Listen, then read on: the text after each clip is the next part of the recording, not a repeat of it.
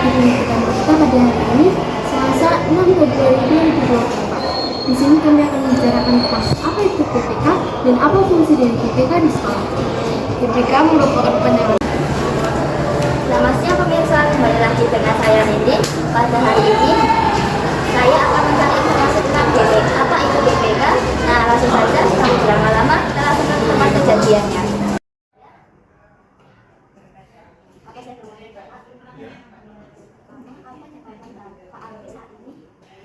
Jabatan saya saat ini sebagai guru pendamping khusus di SMP 7 ya.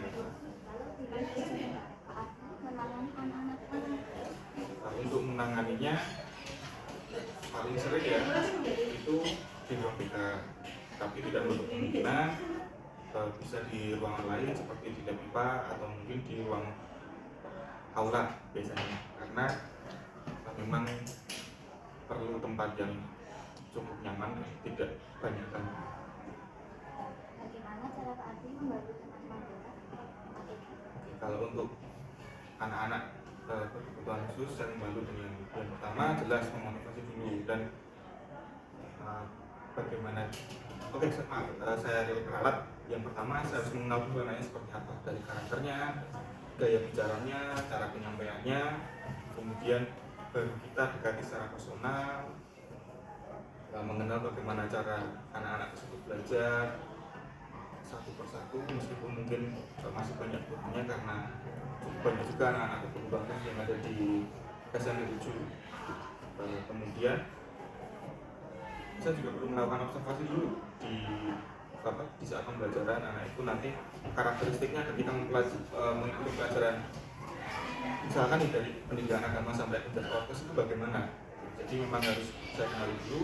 Kemudian kelemahannya gimana, misalkan di matematika dia kesulitan misalkan di operasi aljabar misalkan, dan nanti kita bantu di situ. Dari saya harus menyampaikan ke bapak ibu guru mapel bahwasanya anak ini misalkan itu karakternya begini bu, nanti tolong dibantu ketika penyampaiannya lebih pelan ya.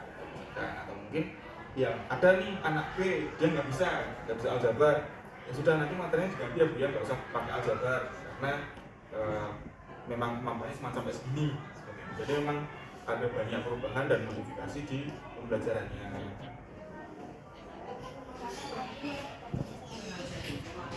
Kalau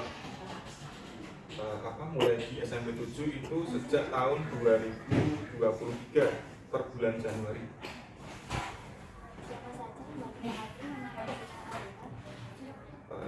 Banyak sekali Mbak, yang jelas dari atasan saya sendiri, dari Unit Pelayanan Disabilitas Kota Yogyakarta, kemudian dari pihak sekolah, hampir seluruh warga sekolah mendukung adanya kegiatan pembelajaran khususnya untuk anak berkebutuhan khusus, dan bapak ibu guru juga menurut saya sudah cukup teredukasi saat ini, sehingga saya cukup mudah untuk berkoordinasi menentukan langkah-langkah untuk membantu anak-anak berkebutuhan khusus yang ada di sekolah ini seperti apa. Ada yang ditanyakan lagi? Sebenarnya kalau ditanya kenapa saya memilih di sini, karena sejujurnya saya sudah bosan di pekerjaan saya sebelumnya, meskipun notabene sama-sama mengajar anak berkebutuhan khusus. Hanya saja saya melihat peluang di kota menjadi GPK di kota Yogyakarta itu lebih menantang dan problematikanya lebih kompleks daripada apa yang sudah saya hadapi di sekolah sebelumnya. Jadi saya rasa di sini memang tingkat